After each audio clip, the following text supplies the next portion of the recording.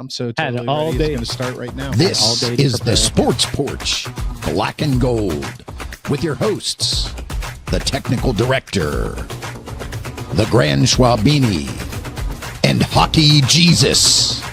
Come on, Pittsburgh. Let's show a little Steelers, Penguins, and Pirates love. The Sports Porch Black and Gold starts now. The Sports Porch Black and Gold starts now all over the world. Facebook, YouTube, X. I'm going to drop the podcast right after the show on the iHeartRadio app, Apple Podcast, Spotify, or anywhere you get your friggin' podcasts. And, of course, you can visit the website at porcheslive.com. Subscribe down below at the Sports Porch Podcast on YouTube. That's what you do. Or at the Sports Porch 1 on X. And I just told you the website. Welcome. I'm your TD. Across from me in the basement, yes, we are in the basement studios of Monroeville, is the Grand Schwabini, and to my right in the studio, but below me on the screen, and we have added a fourth camera so you can see, if you're any of our old high school friends, you can see how large we've become.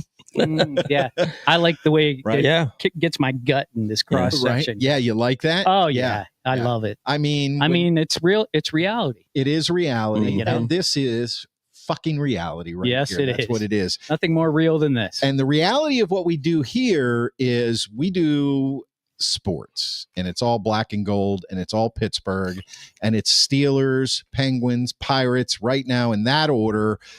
Can pretty much drop the Pirates off that list, but not yet.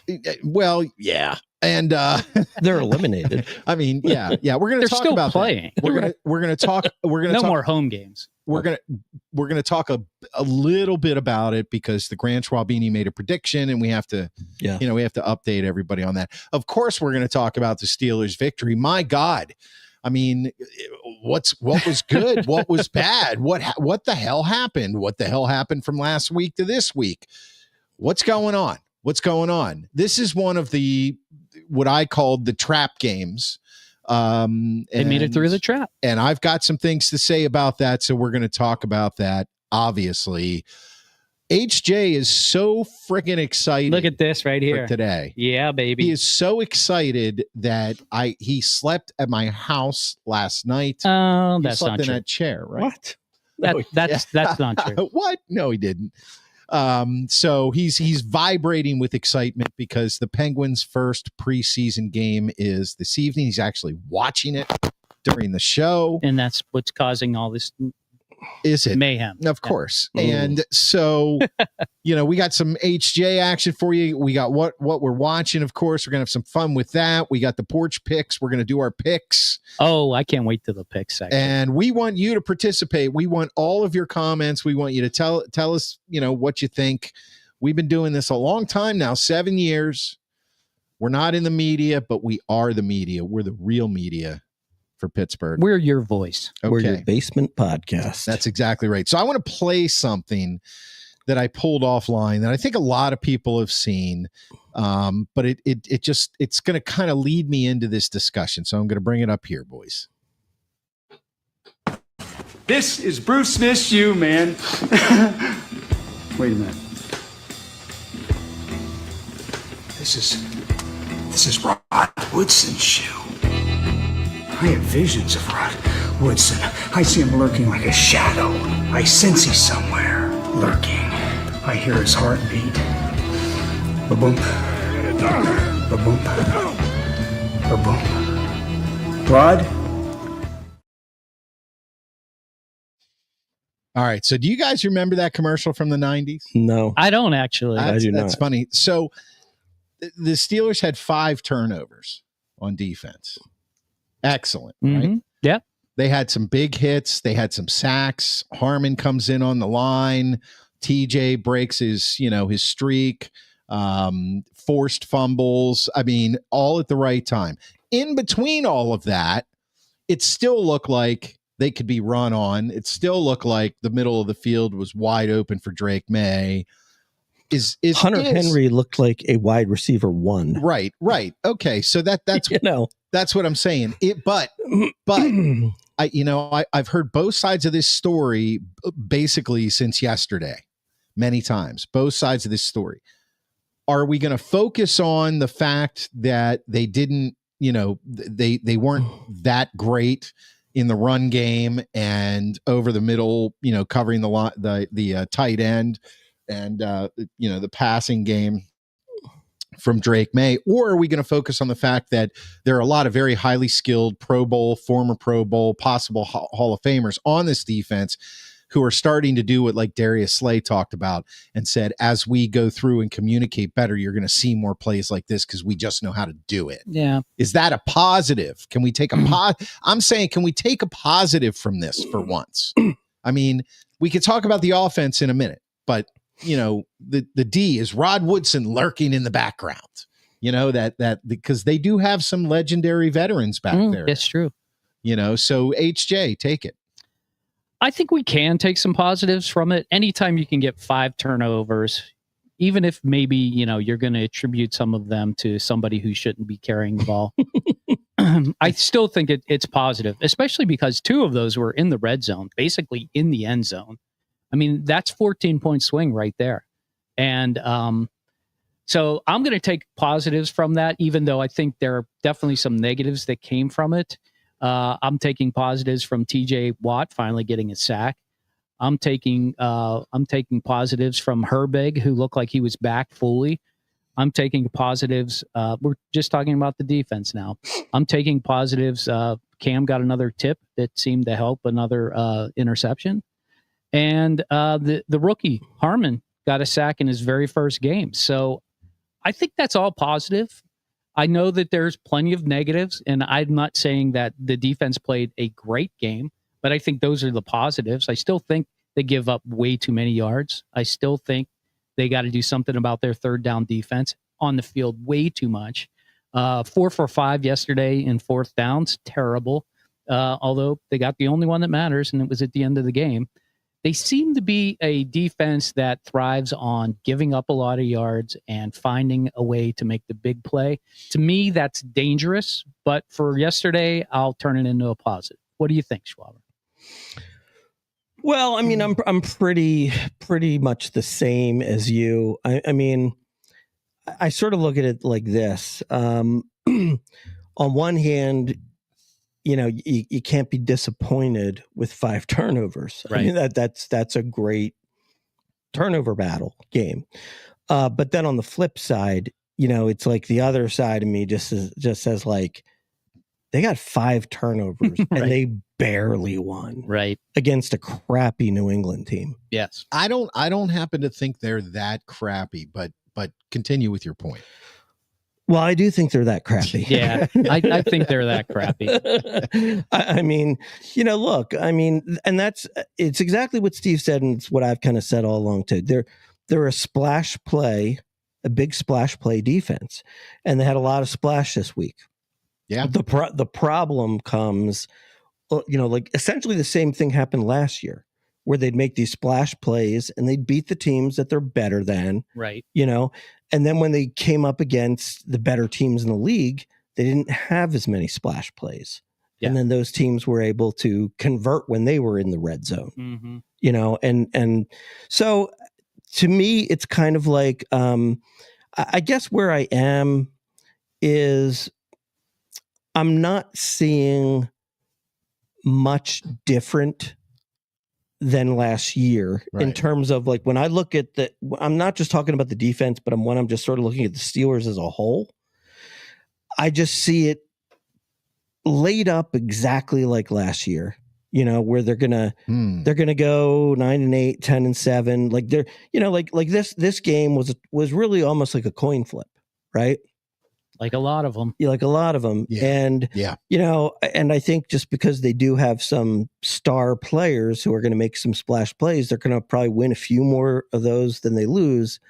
The season just sort of reads to me like win 2, lose 2, win 3, lose 3, win 1, lose 1. Right. And so therefore I'm not like, I didn't leave yesterday's game feeling any better about the Steelers' chances this year is where I'm coming from. I'm glad they won the game. Yeah. And I'm glad they made some splash plays, but I didn't feel any better. Interesting. Mark Feldstein on Facebook. Thanks, Mark. Hit that follow button if you haven't, or go on over to YouTube at the Sports Porch Podcast. Follow us there. We're growing that channel. That's a great way to support us, and it doesn't cost you a goddamn thing. I mean, seriously. Just one click? Yeah, that's all it is. Well, maybe like 3 clicks, but hey, I think once you're at 7 clicks, I can it's do too it. much. I can do it in how 3 many clicks. How many clicks is too much for you, Schwaber? Something really piques your interest on the first page, and you do that 1 click, and then it's like, well, then you got to go a little deeper. When do you quit? How many clicks? I don't know. Well, what situation calls for going deeper? For me, it's 5. Okay. See you across the board for yesterday's game. Mike Lawrence actually kind of hits the nail on the head here. He usually does. Yeah. I'm very glad the Steelers won. They still gave up 369 yards rushing and passing to, I guess, our total 203 yards. With 5 turnovers, we should have capitalized more. If the game, if the Patriots had scored 21 points, then yeah, we should have capitalized more. I think we capitalized just enough. We capitalized just enough. And I kind of feel the same way. I feel like the defense showed its potential. I think that Patrick Queen had a little bit more speed. He's a little bit more sure of himself. I loved the fact, you guys saw the text when Harmon came in the game, got his first sack. I was like, Harmon is back. This is the guy we wanted to see. Yeah, he needs to do more. Please, God, stay healthy. Yeah. I didn't even know he was playing yesterday. Yeah, I had thought that he was questionable, but they were leaning towards out. Mm-hmm. And then I heard nothing else, and I flipped the game on, and he was playing, and he looked good as far as like pressuring the quarterback and some other things. But that line has to gel, just like the O line. So I think the defense is realizing, somebody on the defense is realizing that they opened their mouth too soon this year, before the year when it was all the best defense ever talk, and everybody kind of scoffed at it like, we'll see. And then they realized in the first 2 games, it was like nowhere close. You know what I mean? Mm-hmm. So in this game, a couple of the players were like, come hell or high water, we're going to make this work. And I heard a quote, I think it was TJ Watt, who said, when you watch tape, we knew these guys like to fumble. So do you think that happened by accident? No, they know that Stevenson led the league in fumbles last year. Right. Yeah. And they went after the ball. Right. As they should. So that's good coaching there. And that's why I was saying, good coaching, good execution. Bringing in Cole Holcomb, against the run, because he's really good there. And now he's almost 2 years past an injury. Holcomb, it never lit it up when he was playing for the Redskins / Commanders, because he was a Redskin at one point, but he was always good in run defense. So I think last game showed a game in which Mike Tomlin can scheme, but at the same time, let's flip over to the offense. No. Really? Oh boy. Yeah. Well, what's going on there? We got 3 tight ends, best tight end room Aaron Rodgers has ever seen. Arthur Smith loves tight ends. It looks to me like he is afraid of tight ends. Seriously. You tell me, either one of you guys. I can. What do you think about the O right now? Well, I think the offensive scheme this week was, let's not get Aaron Rodgers killed, because the Patriots were the number 1 team for getting sacks against quarterbacks. Mm-hmm. And Aaron Rodgers just got sacked like 6 or 7 times the week before. So I think that was honestly the whole deal was no deep balls, just get rid of it. And, unfortunately, we've seen way too much of this, but I understand why they did it, but it's not a very effective way of going about playing the game of football. At some point, you just got to risk it. You have to use Aaron Rodgers for what he does. And he's not a whatever he was, 13 for 26 and 139 yards yesterday or something like that. 16 for 23, 139, 2 touchdowns and a pick. Terrible. That's not why you went to get Aaron Rodgers, to throw 139 yards and have an average of about 6 yards per throw. That's just not acceptable. I know why they did it, but at some point, somebody please tell me, take the cork off of the top of this offense and just let it go. I mean, DK Metcalf, they could have at least thrown the ball up more to the guy. There were clear mismatches in the secondary where they could have taken full advantage of it, and they never did. And you don't even have to complete them. You can get pass interference calls. And they did get that. They did get that on a few occasions, but my God, just do something different. And the thing is, they come out and they're winning 14-0. And then it just, like everything happens with the Steelers, before you know it, the game's tied. And then you're thinking, man, we better kick a field goal or we're going to lose this thing. Now they had a nice drive, and I passed the CA3 for the touchdown. Was very sweet. And I felt pretty confident that the defense was going to stop them from getting into the end zone. But that being said, where was the offense between the first quarter and that last drive? It was nowhere. A bunch of 3-and-outs.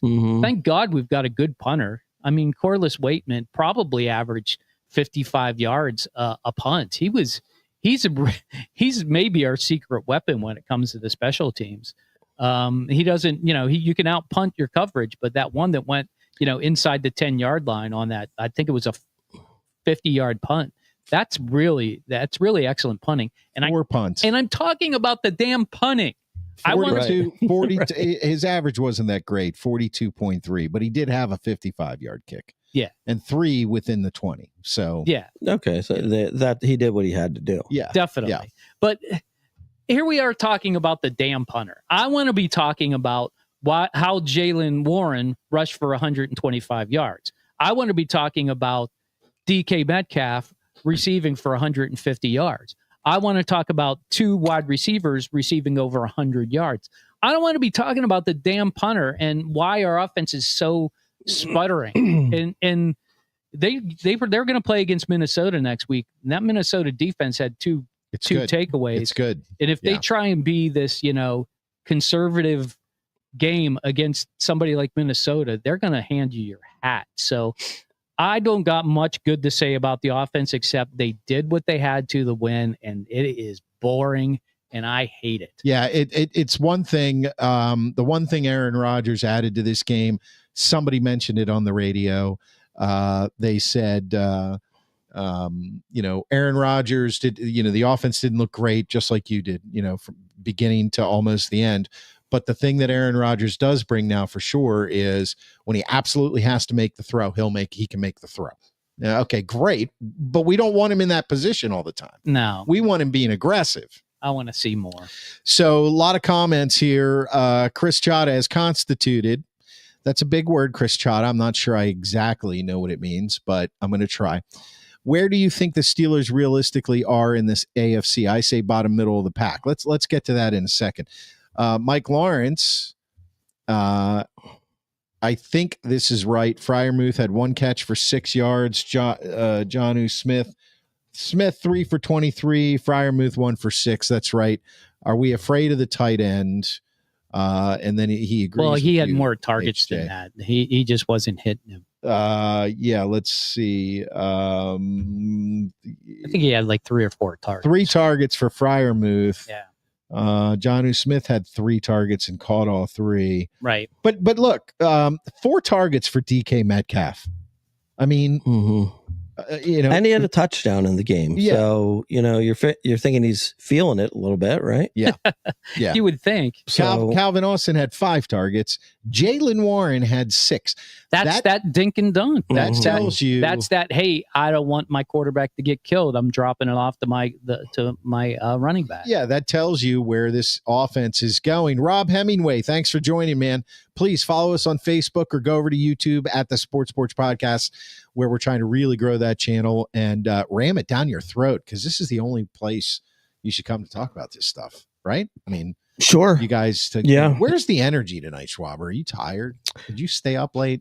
I am tired. Actually, I was just diagnosed with sleep apnea. Oh, you're just really hating life right now, aren't you? Well, no, it's good news because it's allowing me to now take a weight loss drug. Oh,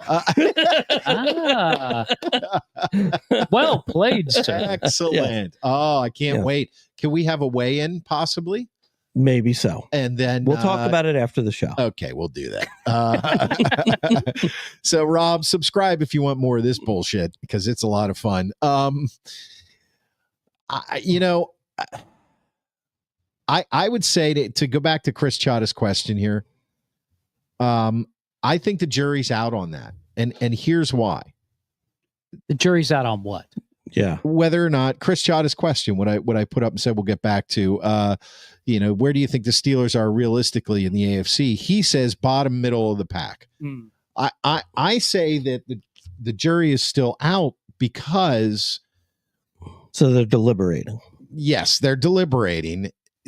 How does the foreman seem to be massaging it along? The foreman wants the defense to be great and the offense to be not dynamic because of Rodgers' age and all that other stuff, but to perform, to have a little zhuzh to it. My jury is in the court. Yeah. And I'm calling it middle. Yeah. Okay. They're the middle of the pack. Okay. They always are there though. Aren't you just tired of it? Mm-hmm. Wouldn't you rather just see him go gun it? Mm-hmm. Just go full guns ablazing. Who isn't it? Look, when they were at 14-0, just fucking chuck it. just go for it. Yes. Right? Yes. Not this, run, pass, 3 and out. Yeah. Run, pass, 3 and out. Listen, run, pass, run, 3 and out. There were a couple times in that game where out loud I said, play action pass right here. You're going to catch him off guard. Nothing happened. I mean, so I guess what I'm saying is that I want to believe that the Steelers are middle of the pack or just a touch higher because they have all of these stars on defense who individually can put in great performances. And if they can collect their wisdom, now I'm going to use a Tomlinism, if as a collective, they can bring their wisdom together and on an individual level and a collective level, they can channel themselves as men into the X's and O's, then they can be a good defense. I do not think they can be great. I think they are past their prime as a group. I think individually they can have some great performances, and if they play well, that's great. And on the other side, if that line has 1 or 2 more games and can start understanding the communication, you're going to get more of those throws. You're going to see more Metcalf. I just don't know if I don't know if they can do it. This is the path that they're on. It's just I don't know if they can do it. So for that, Chris Chada, right now I have to put them underneath the middle of the pack, but not in the bottom. I think if all of that comes together, they'll be not top 10 in the AFC, but maybe 11th. No, boy. Somebody said Mike used the C word. Somebody used the north of the border phrase. Yeah. He used the C word. Who did? Mike Lawrence did. He used the C word. We might have to ban him. Yeah, Mike.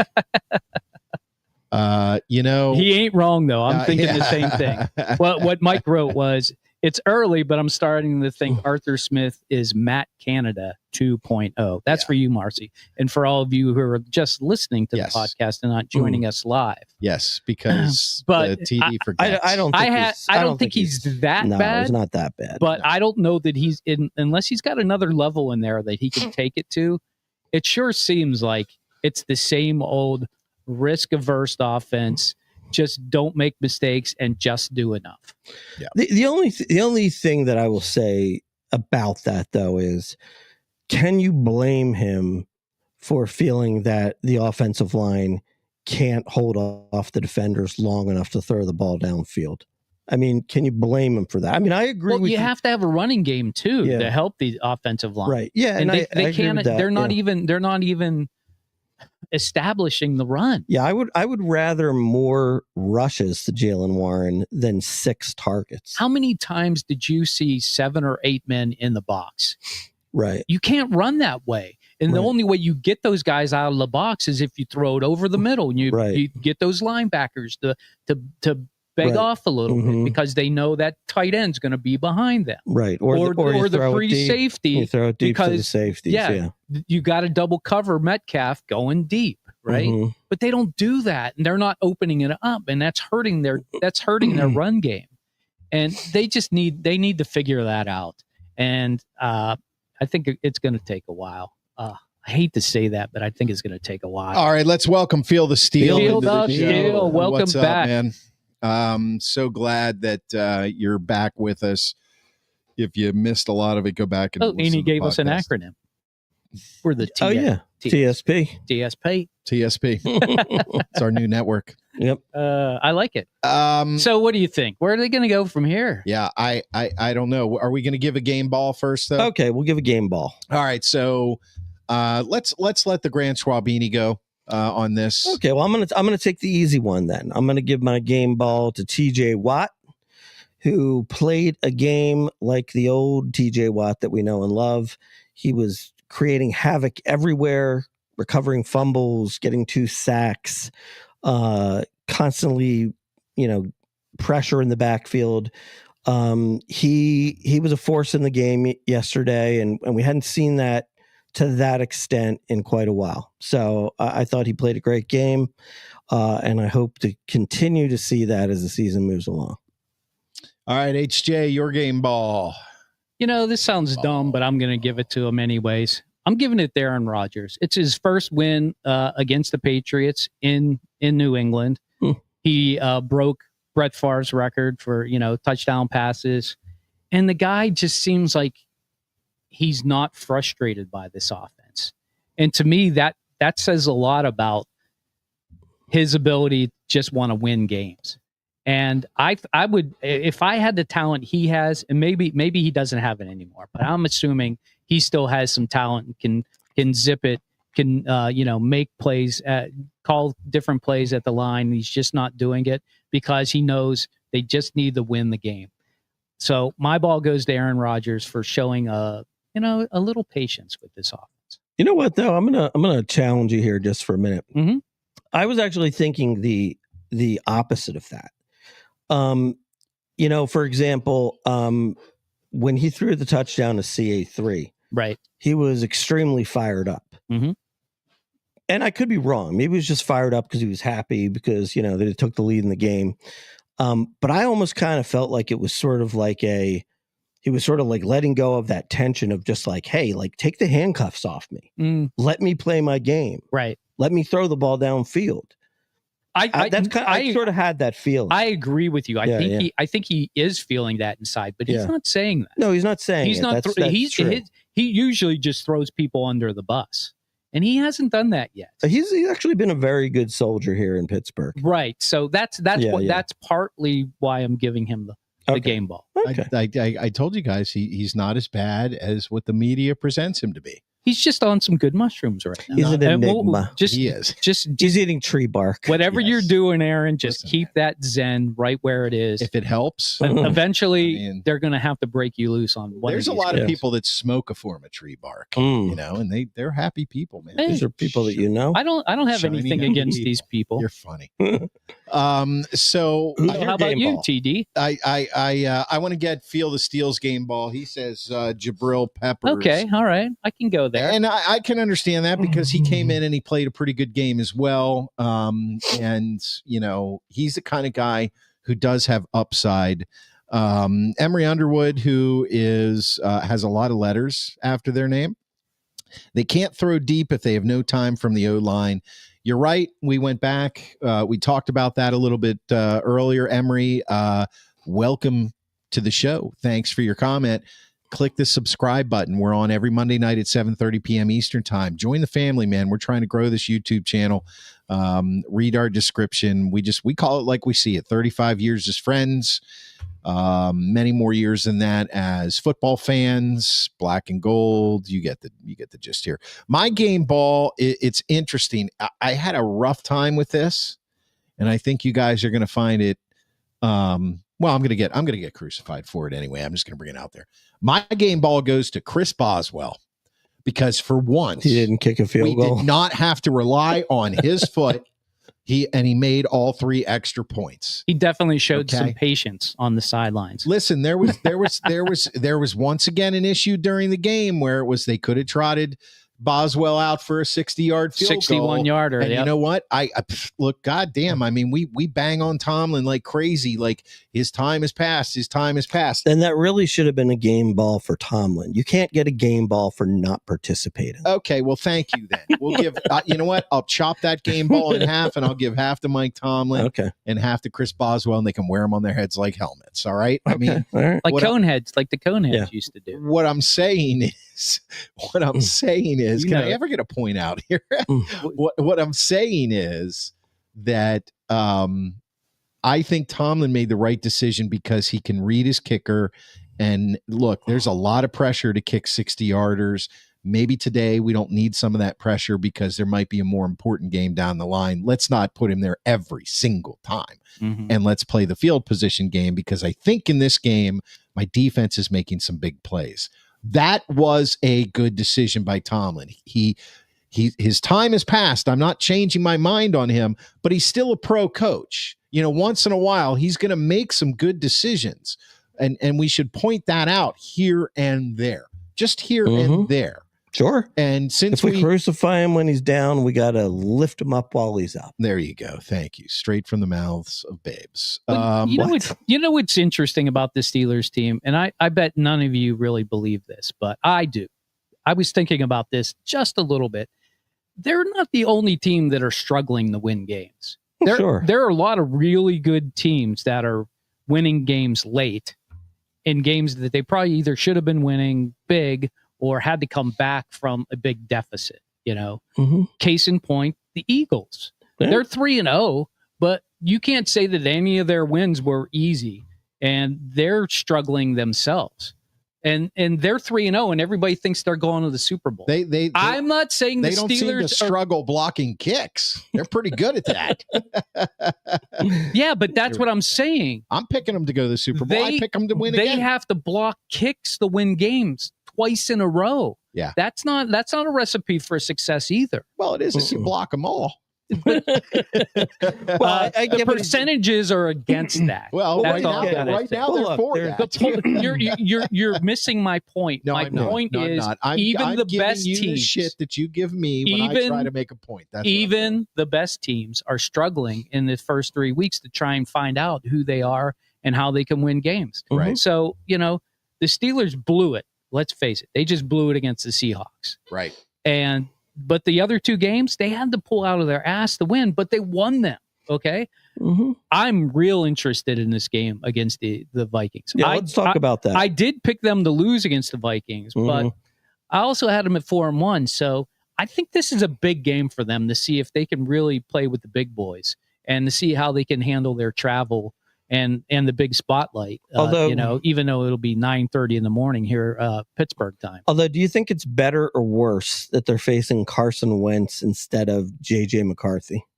I think it's probably worse because Tomlin has a pretty good record against rookie quarterbacks.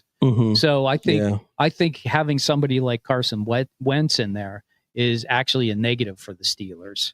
And he played well, didn't he? But the biggest negative against the Steelers, let's face it, it's Jefferson. I mean, my God. Yeah. If they can get torched by, other guys, Hunter Henrys of the world, what is Jefferson going to do to us? That scares the hell out of me. The only thing that I think that's good about that is they may have to open up the offense to beat the Vikings. And I would like to see if they could do that again, just like they did against the Jets. Will they get any type of home field advantage in Dublin, Ireland? Well, they no. Emery Underwood just no. Listen, Emery Underwood, thank you for subscribing on YouTube. Click that notification button. We'll see you at 7:30 p.m. every Monday night. I was trying to make something up, Mark. Yeah, but I couldn't. I'm like, there is no advantage. No, the advantage is monetary. I think they get paid by the NFL to do that. Well, but here's the thing. I mean, and this is something I don't think a lot of people really know about, but what they do kind of like on a world scale is they pick certain teams. They pick certain cities to invest in a team. So like, for example, so for Dublin, Ireland, or on all of Ireland, I'm sure they've chosen Pittsburgh. So while you don't really recognize it, stuff that's probably been going on for like the last 2 years is they've been selling Steelers jerseys in Ireland and, and all this kind of stuff. So they have a Steelers store in Ireland. Yeah, they do. So, come the game time, there might be a pretty big contingent. There's going to be a big contingent anyway, because Steelers fans travel so well. So it wouldn't shock me at all if you look up in Dublin, Ireland, and you see a million terrible towels. Well, I just wonder if they're going to play Renegade in Gaelic. Well, yeah, I don't know about Gaelic. I really don't. I don't know about Gaelic, but I can tell you that they're going to play Renegade, and of course, it's the Rooney connection to Ireland. I mean, right? Yeah, everybody knows. We all know that. So I want to bring this comment, and just for you guys to know that you two morons. That's us. In the comments now in our software, if you see a question mark, it's picking up that it's a question. So you can scan through if somebody has a question real quick. Do you see what I'm saying? Like, look at Mike. Yeah, I see that. Okay. Anyway, so there's a box with a question mark. Yeah. And I've got them displayed. Congratulations. I've got them displayed on the screen. Yeah. Listen, this is something I wanted to bring into this. I said this last night. I said, Tomlin's not wearing a hat. He's going bald this game. They're going to win.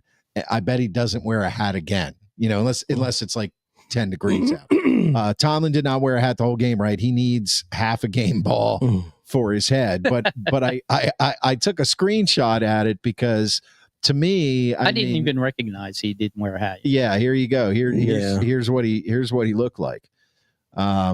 There it is. Okay. And he's got some sweat going on. He does. That lid. Yeah. And I thought, like, as soon as I saw that, I was like, he's serious. They're in the sun. He's like, we're winning this game. I'm not wearing no hat, So go ahead. I didn't even notice that. Like, that's funny. Yeah. Why would you notice that he was wearing a hat or not wearing a hat? I don't know. Hey, Mike Lawrence pays attention to these things. Yeah. He's attention to detail guy. Yeah, I noticed it as well. All right. So what I'm gonna just kind of go over quickly. You guys tell me what you think. My keys to victory against the Minnesota Vikings is ball control. Let's run the ball to Jalen Warren, mix in a little Kenny Gainwell. We know they're not going to play the rookie anyway. Yeah, no snaps this week. Right. So, but let's have a hefty 25 to 28 carries. Let's keep Justin Jefferson off the field. Let's, keep the defense rested. I think that's the key to this game is, and also too,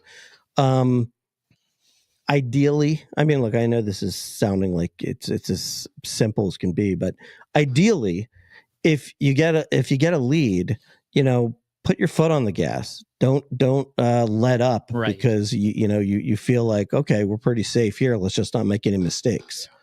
That's kind of what they did this week. Yeah. Yeah. Totally agree with you.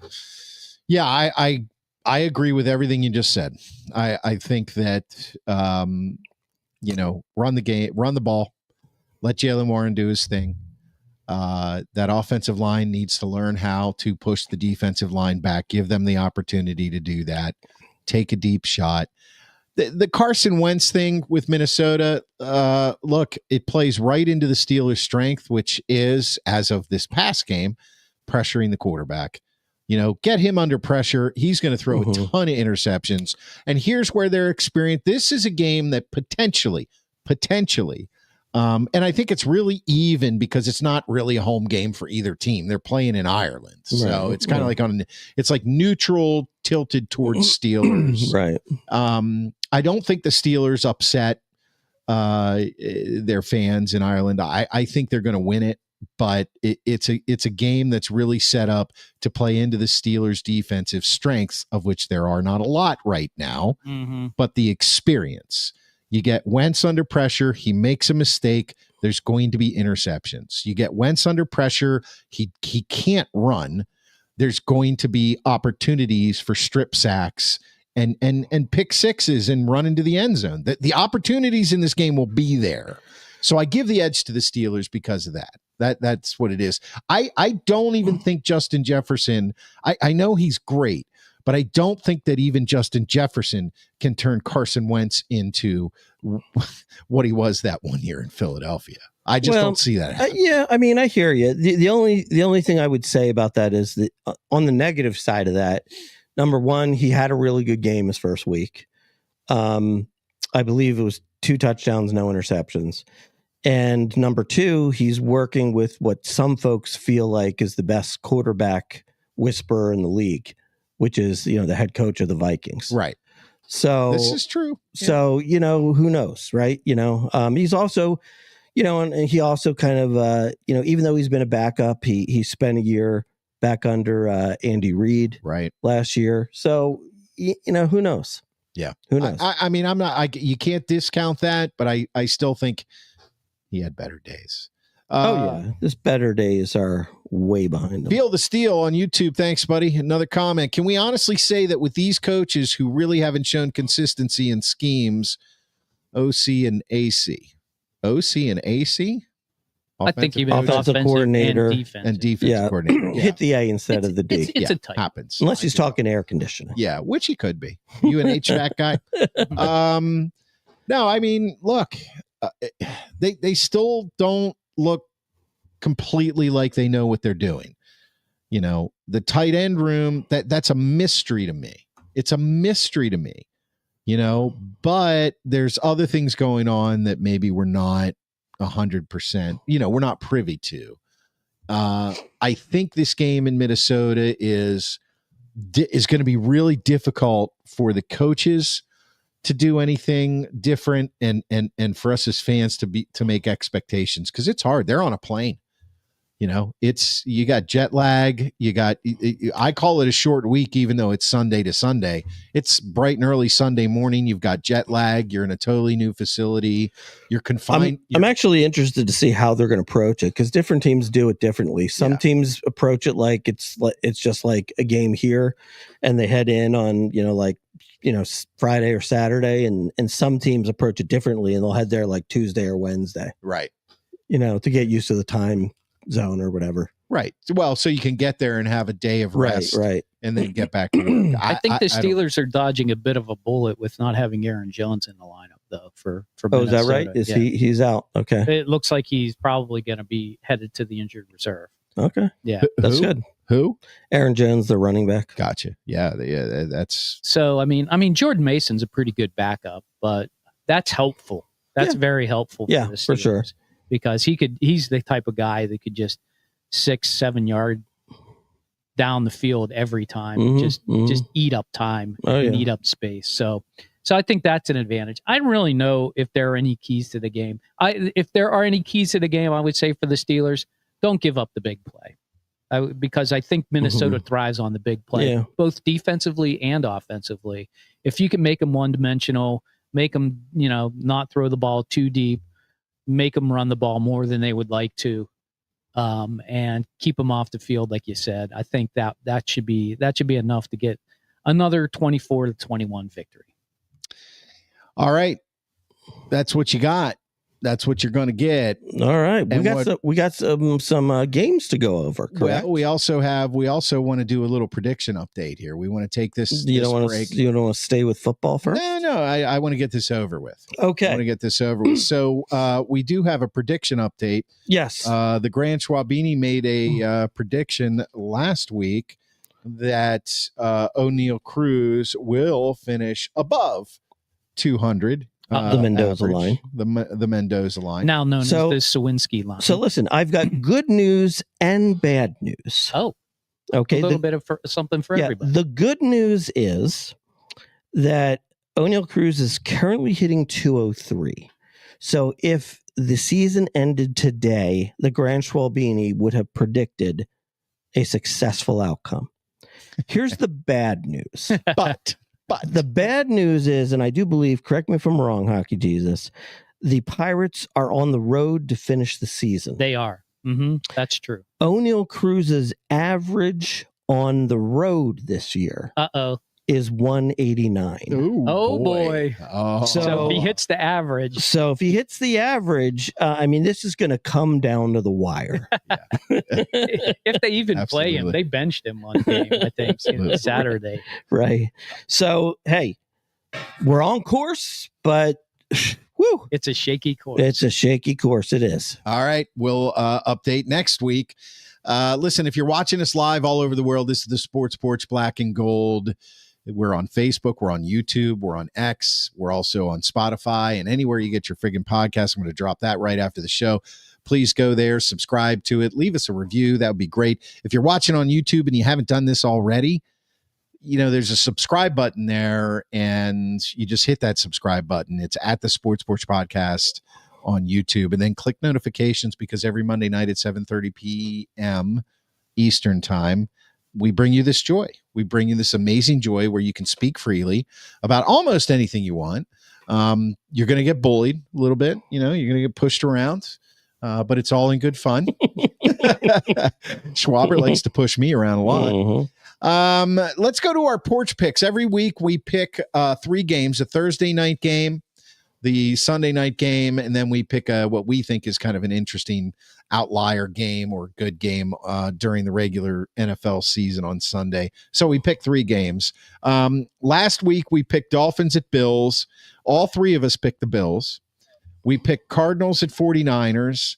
Steve and Chris picked the 49ers. Mark picked the Cardinals. Missed by a field. I had it, man. You did. I know. You did, man. That was an unbelievable game. I know. That was a really good game. And we picked the Chiefs at the Giants. Mark and Steve picked the Chiefs. I, like a complete idiot, picked the Giants. Mhm. You're good for those once in a while, but not so much this year. So, so Steve was 3-0, Mark was 2-1, and so was I. And you will see our records if you're watching us live. Oh boy! If not, we'll this talk is about anybody's game.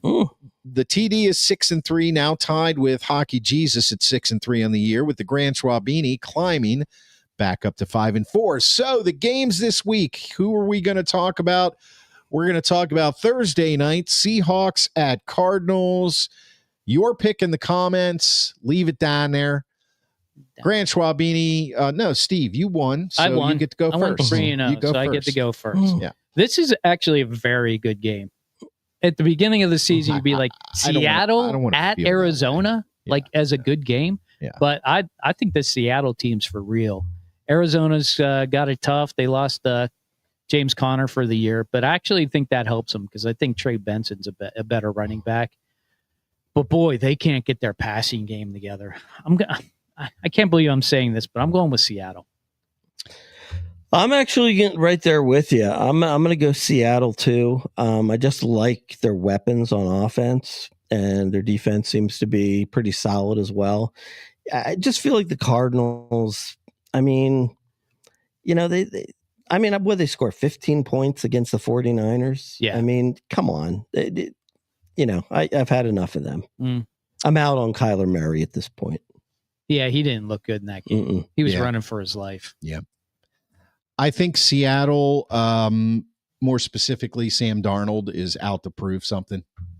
I don't know what He's no longer with the Jets, where you go to Yeah. die. I know. He's got new life. Yeah, and he had a great year in Minnesota with the quarterback whisperer. Yes, Do you he think? did. Do you think anybody else in the league is out to prove something? No, I think Sam. No, only Sam Darnold. Only Sam Darnold. Well, Sam Darnold is Danny the Dimes, only- maybe. He is the Maybe only Daniel Jones is. right, person. Daniel Jones. Yeah, I told you. I would- I was on. I said Daniel Jones can be good somewhere. Yeah, you We're were all going you were Seattle, right huh? to that. Yeah, Seattle. Seattle. Feel the steel, Mike Lawrence, Seattle. I also am going Seattle. I have never believed in Kyler Murray. I think he's pretty good, to fantastic, but he's too small. He's just too small. I'm sorry. I just don't see him. I don't know. I've seen him blow up epically as well. Sunday night, Green Bay at Dallas, a huge man. I mean, is the NFL licking its fucking chops over this Oh, game yeah. or what? Oh yeah. I mean, what I don't does know. it cost to get a commercial on this game? Probably Super Bowl fucking numbers. Because not only some of this is like almost scripted. Jerry Jones, Mhm. if you haven't watched that Jerry Jones documentary yet, you should. And I'm a Cowboy hater, but it was good. It was Mhm. good. But Jerry Jones causes a controversy, pisses off a player pisses off him. They trade him to a bitter enemy. What? I mean, seriously, think about it. So couldn't have been set up any better. Green Bay at Dallas. HJ, what do you say? Oh, my goodness. Well, CeeDee Lamb's going to be out for this one. Green Bay doesn't have any healthy wide receivers. And George Pickens really seems to be fitting in well in Dallas. Yeah, he's still very good at throwing his helmet on the ground. Mm-hmm. Yeah, It's good to see. He has taken a brand new skill set, one which Cowboys are familiar with, actually, which I think is the reason they traded for him. They said, this guy knows how to whip off his helmet, write fuck you on his face, and be totally disrespectful to everybody. Let's trade for him.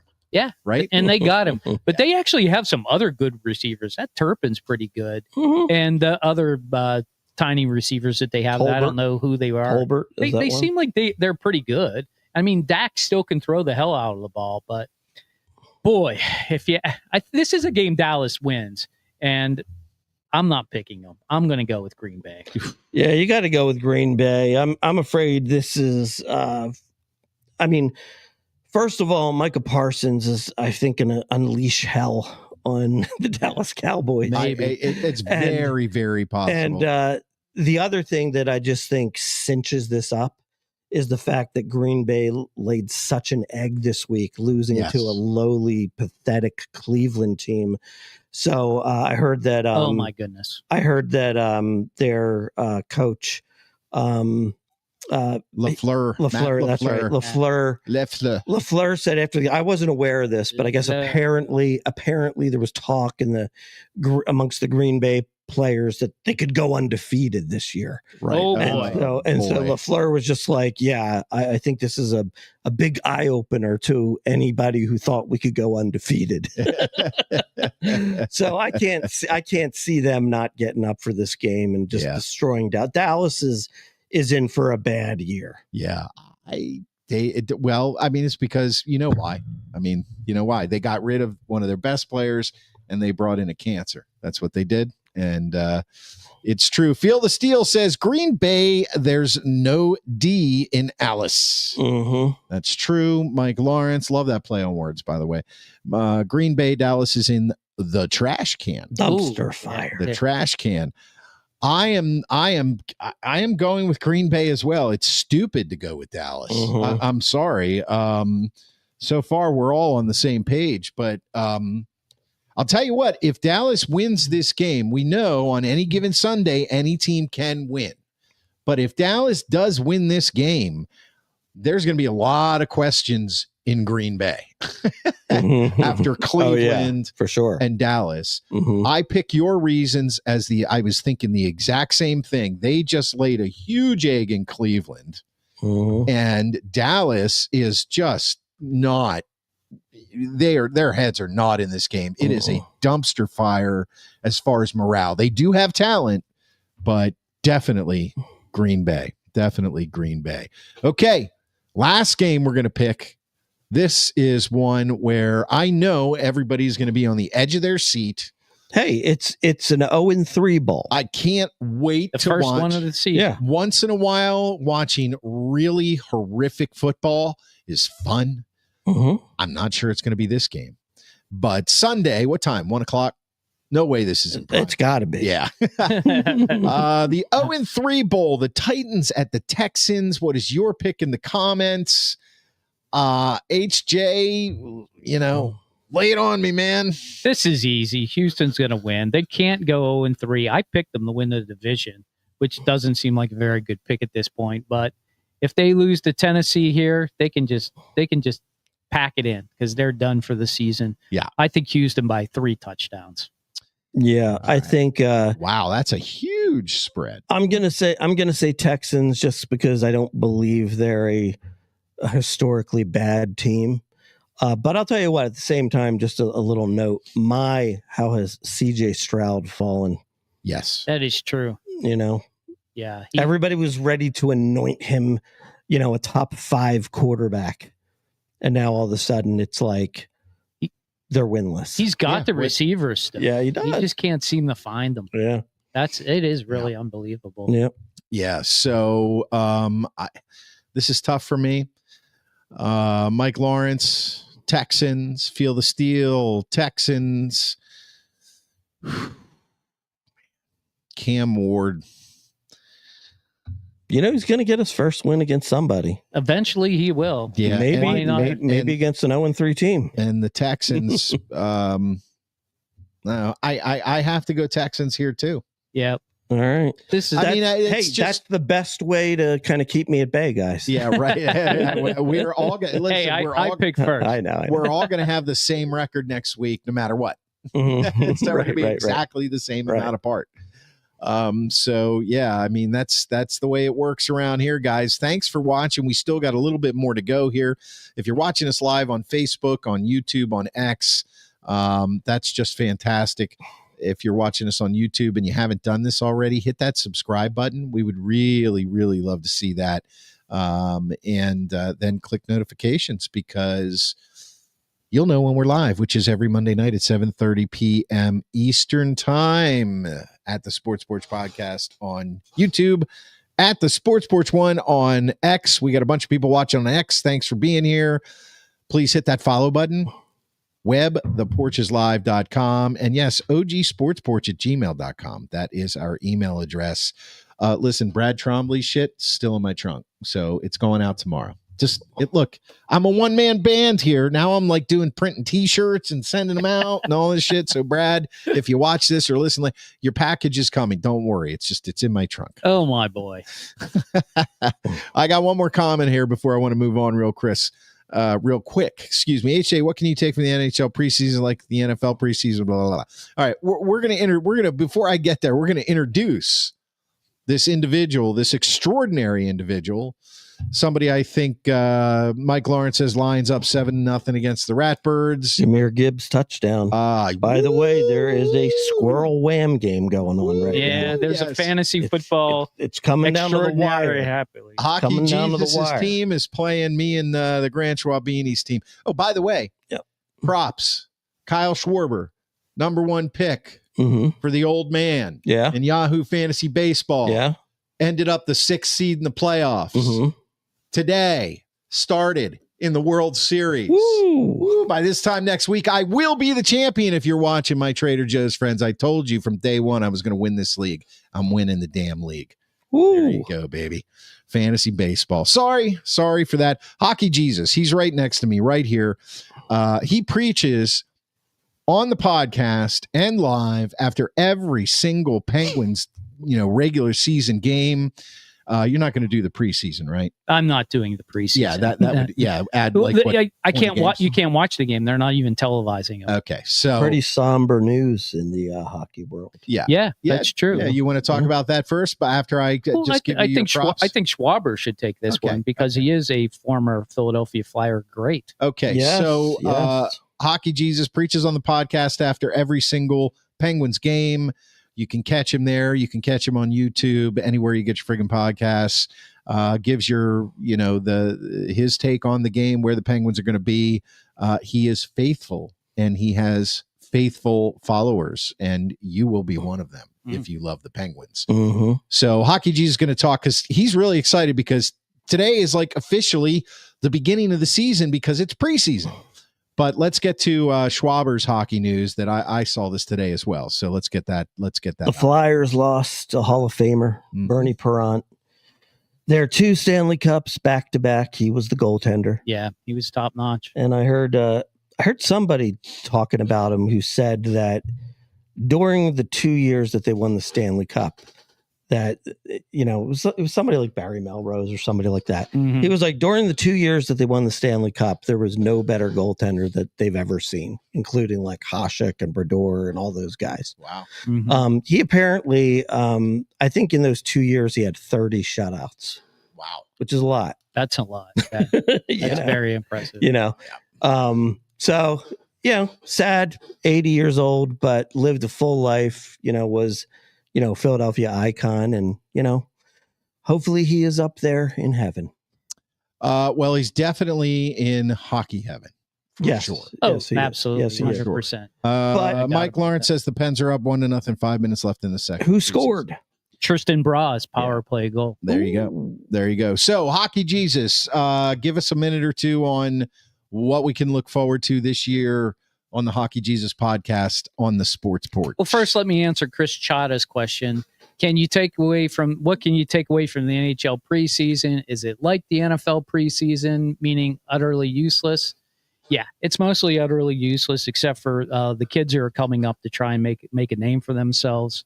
Most of them are probably going to make the club anyways, but there are some that are just up here trying to make the most of a situation so they can maybe be looked at down in the AHL. To be honest with you, Chris. So yeah, mostly useless. But what I'm looking at is what I'm hearing about is going on in practice. Not so much what's going on during the preseason games, because the practices are more important. I've been hearing that Dan Muse is running a pretty tight ship, which means he's been running 3 different groups, and they've been doing a lot of skating, which is really interesting. I think Carlson said it was the most amount of skating he's done in the first practice in probably 15 years. So that's good. That is good. I think that's really good. I like to see him set that tone of it's going to be hard work. And if you're not going to do the hard work, then I'm going to notice it and things are probably going to happen from there. So I do like what I'm hearing from camp. I have to talk about this, and I'm just going to talk about it real briefly. All this stuff that you hear about Sidney Crosby, is he going to be traded? What's going on with Sidney? Does he want to be traded? The only thing that I have to say about Sidney Crosby is if Sidney Crosby wants to be traded, he can be traded in an absolute second. He all he's got to do is ask it, and he's not going to. Sidney Crosby is such a loyal homer, for lack of a better term. He is just so stuck in his ways. For him to go to another team now just doesn't make sense for what he wants to do. He's only 37 points away from tying Mario Lemieux for points, NHL points, all for a career.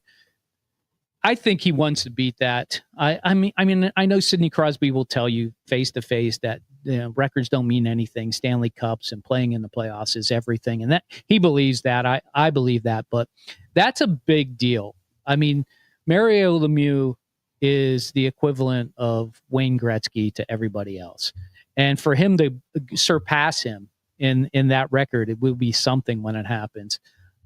Barring any injuries, and knock on wood, Sid's been healthy as of late, and he's always got himself in great condition. So I say don't listen to all the crap about Sidney Crosby being traded. I think it's died down quite a bit now. Yeah, I haven't heard much in the last couple of days. I will say this. Like a week ago. I will say this though. It's his damn agent that brought it all up. Would you agree with this comment though?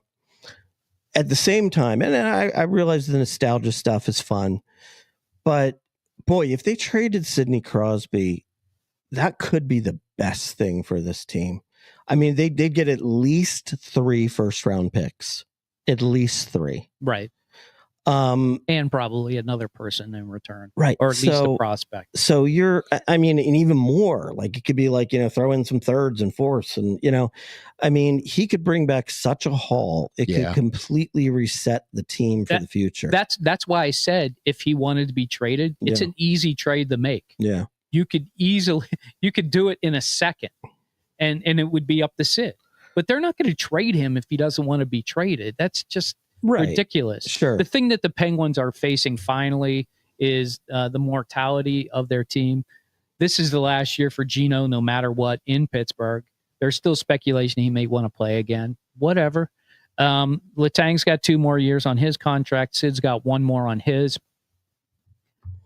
This is coming to an end, finally. I mean, I say finally, but I've actually enjoyed all the nostalgia because without it, the hockey hasn't been that great to watch. They haven't had much young talent to bring up. This year, there will be some young talent to watch. Billy Koivunen, he's going to be great. He's really going to shine. I think hopefully Tristan Bras can make the team. I heard Rutger McGroarty is going to start out on the injured list. Right. He has a significant injury. I think he's going to be out for a couple months.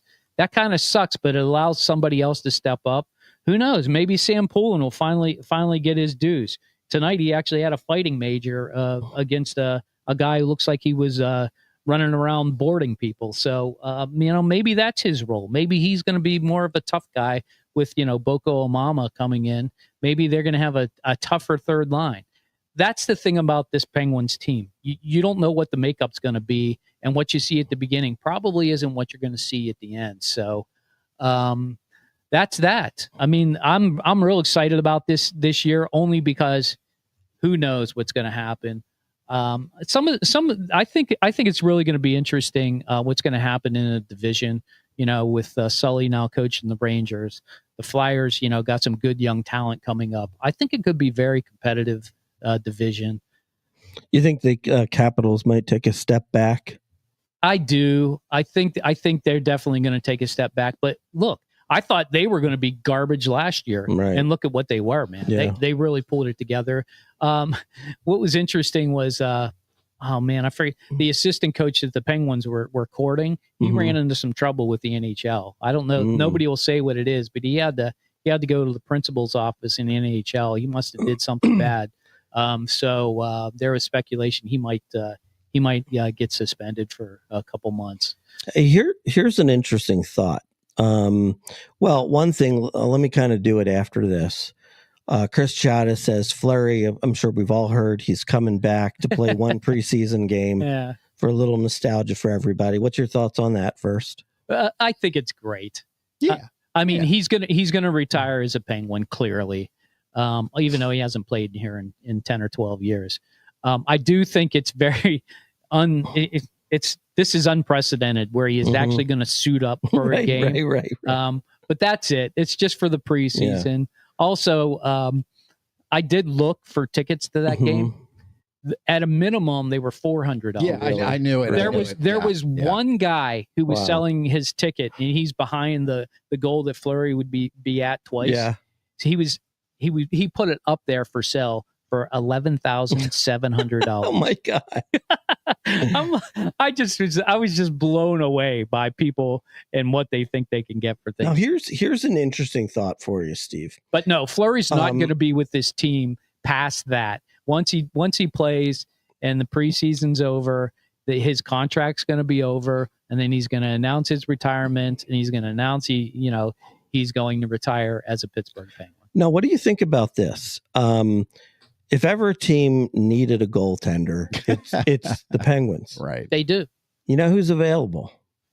Yes, I do. Carter Hart. Yeah. Carter Hart is available. Do you think they have any interest in Carter Hart? Well, supposedly I know there's one team in particular that's interested, and that's the Carolina Hurricane. Supposedly they're number one on his list. Are they? So that's probably where he's going to end up. Okay. Yeah, but that's kind of like a rare case where you could, grab a number one goaltender out of nowhere. I didn't realize he's 27 years old already. Well, he was out of the league for like 2.5 years. Yeah. Because of this. But he played like 170 games. And then he's innocent. Yeah.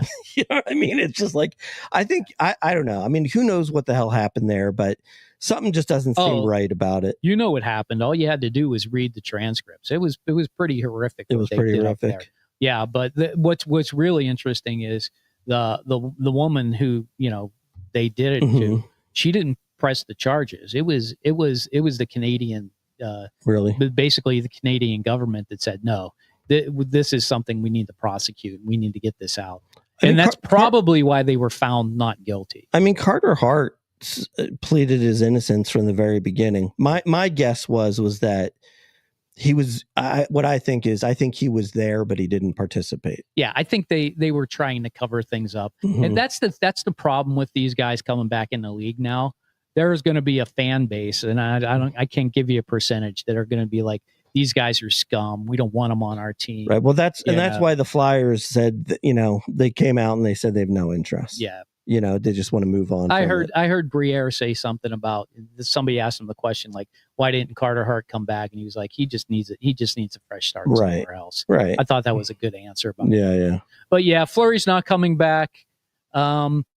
No new rules for the season this year, Chris. The only thing that the NHL is trying to do, they polled some NHL players. There are two things they changed that doesn't really affect the game on the ice, but they took away the dress code. So before the game, you might see guys coming in their pajamas, and that's legal now.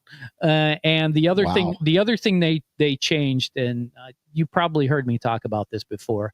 Several years ago, the Vegas Golden Knights found a way to be able to basically have twice the amount of salary on their roster for the playoffs by just putting people on IR. You can no longer do that now. Interesting. That wasn't supposed to happen until next year, but people want it to happen now because they feel like NHL's in a good space right now and they don't want any more bad publicity. So they're actually incorporating it for this year's playoffs. So if you see somebody go on IR, it doesn't matter. The salary when he comes back on will count, and there is a salary cap. It's a bit higher. I don't remember the actual numbers, Chris Chata, but I know that there is a salary cap in place, so you can no longer just bring as many people as you want up to it. There will be a salary cap for the playoffs. That's a good thing. All right. Well, amazing. That was Hockey Jesus, and of course, if you're one of his followers, still 1-0, by the way. Penguins end. You are very, very, very, very, very familiar with him. If you're not, I'm going to tell you right now that he preaches after every single Penguins regular season game on the podcast. Can I say something regarding that? You've been saying a lot, but please continue. I have made a pact with myself, which means I'm making a pact with you. Schwabini, you need to hear this. Okay. Yeah. I'm listening. I will be coming to you after every single game, no matter what. That means if the game goes until 2:00 in the morning, I will be on at 2:05 giving you the after of the game. And when you wake up in the morning and you're wondering, wonder what happened to the Penguins, you just come to the Sports Porch, you plug me in, and you'll know. You don't even have to look at the score. I'll give you everything that went on, and that is my pact to you, my fans. The exceptions is I'm in the hospital. A death. I'm in the hospital. Somebody died. The normal things. The normal things that would prevent you from actually being behind. Nothing. That would be. The heck was that? That would be an event which prevents him from showing up to the podcast. I see. Now, listen, that's a commitment, okay? That is a commitment. So you need to make a commitment to subscribe to our channel right now. Become a disciple. Join the flock. At the Sports Porch Podcast on YouTube. Click that button. You know you want to do it. MJ or Mike Lawrence says, go for it, HJ. Kudos.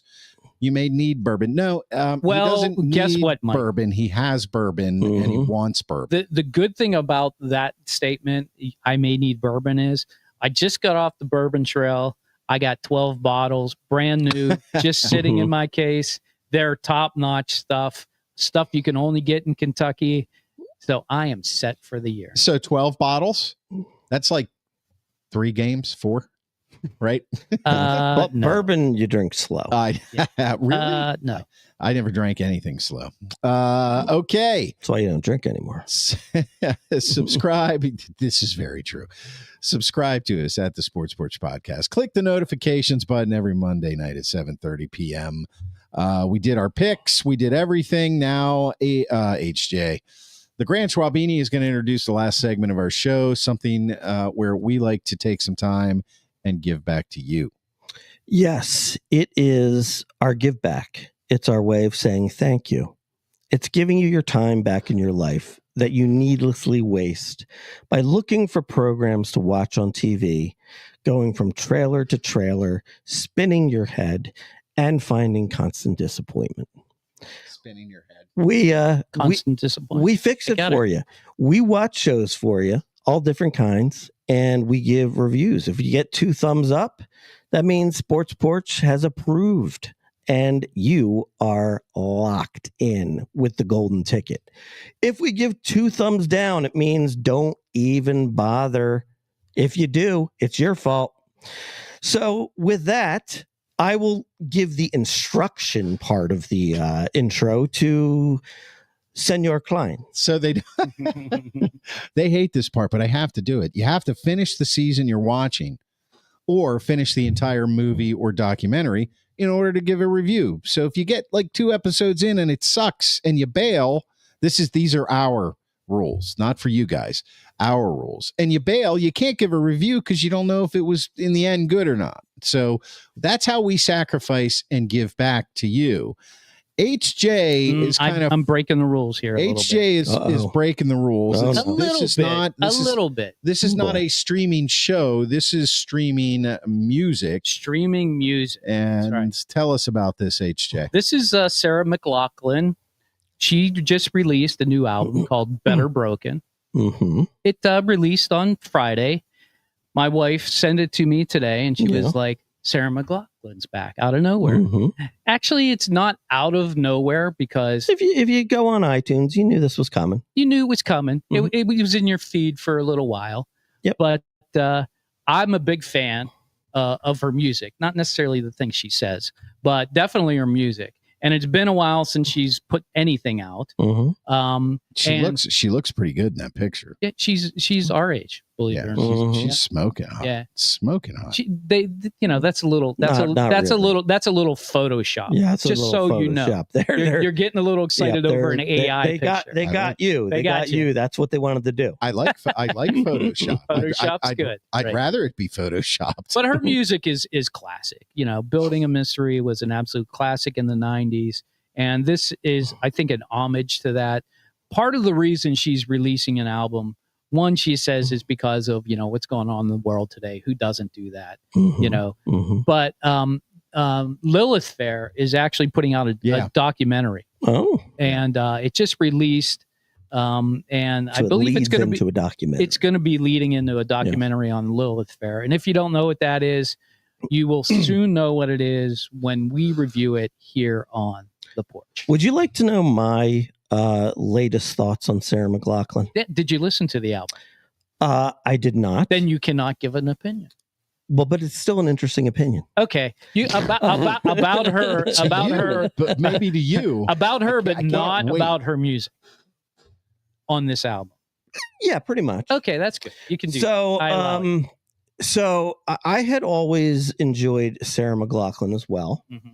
And I have probably her 2 or 3 most famous albums.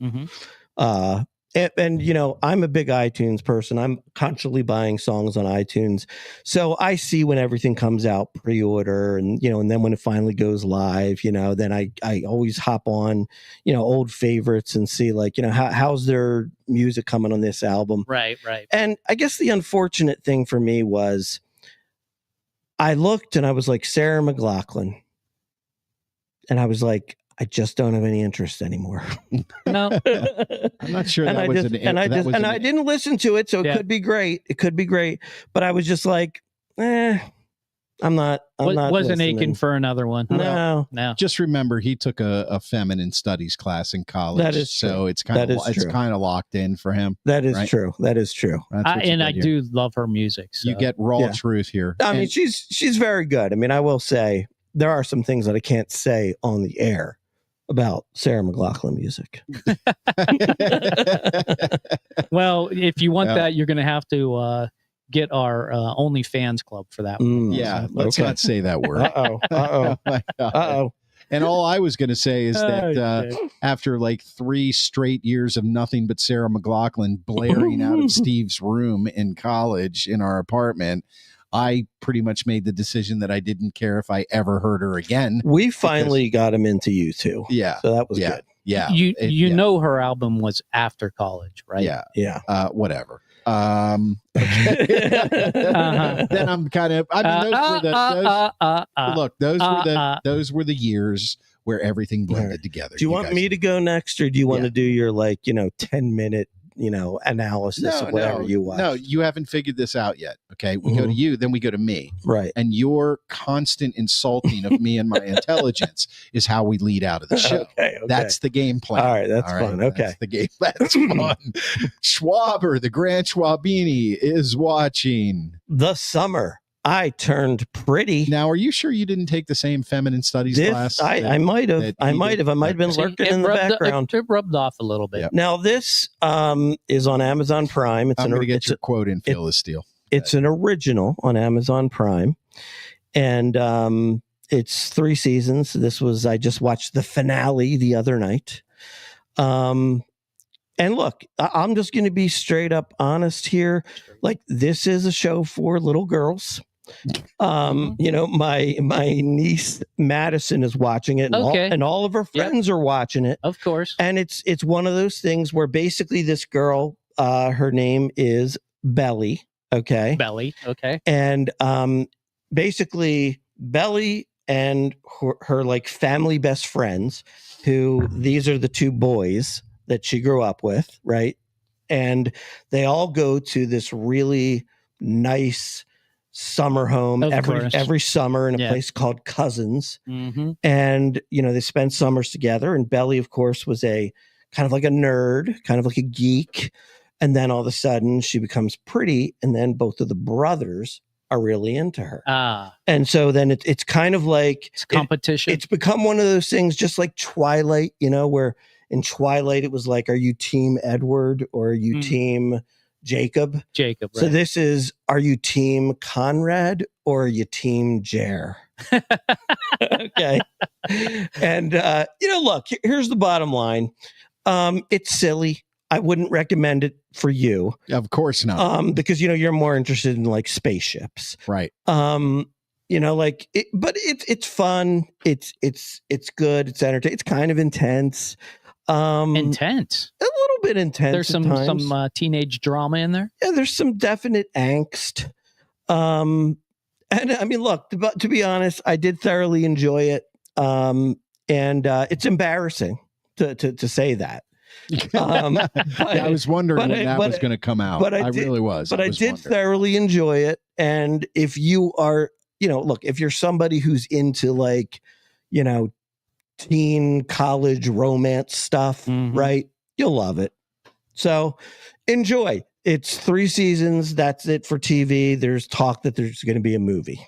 3 seasons. Wow. Yep. Ooh, fantastic. I can't wait for that. You're not going to watch. Of course not. I don't get into shows made for teenage shows. Yeah, I don't it's coming of age stuff. Yeah, I don't do that either. Yeah, I had a bunch of kids. They all came of age and now they're gone, and I'm slightly encouraged. You don't want to go back and relive that? Look, they all know. Look, my kids, they watch occasionally. They know where I'm coming from. Well, we can't wait to see what Cash is watching next week. Yeah, I know. They love to see that. They know. Don't forget to get them to send me it. All right, here we go. Orphan Black, boys. Orphan Black. Black. This show is on Netflix. It was originally on AMC. Okay. And I think it ran from 2012 to 2017. So 5 seasons pre-COVID. So you know how shows nowadays, once in a while, they'll slip a reference in there and it's kind of like, come on, let's just, this is pre-COVID. And it is about a woman who discovers that she has a twin that she didn't know about. And then it blossoms into, when she starts to investigate, it's not just a twin. It's like lots of hundreds twins. of them, possibly. They're all clones. And it's really actually fascinating and really good. Is this sci-fi? The cool thing, no, it's got a little bit of science fiction in it, but it's completely based in today's world.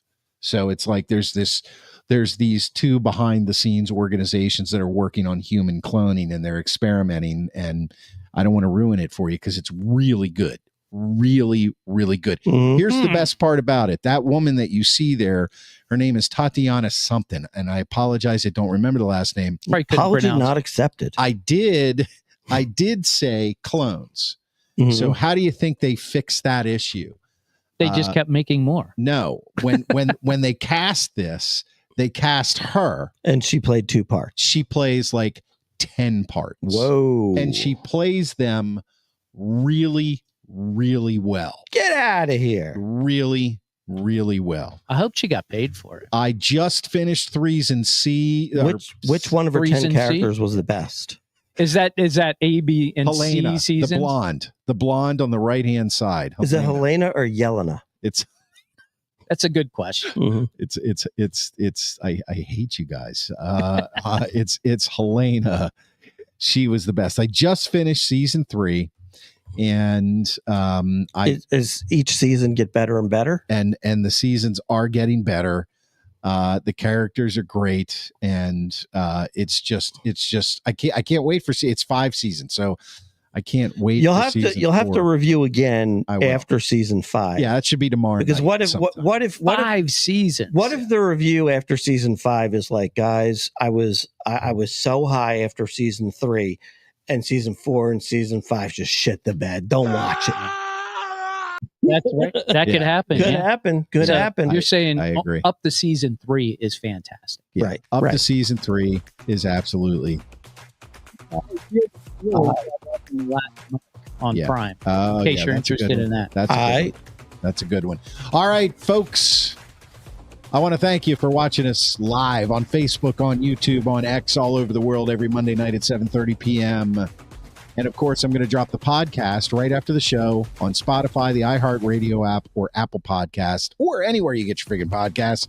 Hit that subscribe button, YouTube, at the Sports Porch Podcast. Click notifications. You'll know when we're live every Thursday, every Monday night, 7:30 p.m. Twitter people, X people, follow us. For HJ, now he's on my left, right, whatever. For HJ, for the Grand Schwabini, I'm your technical director. That is the news. Cheers, feel the steel.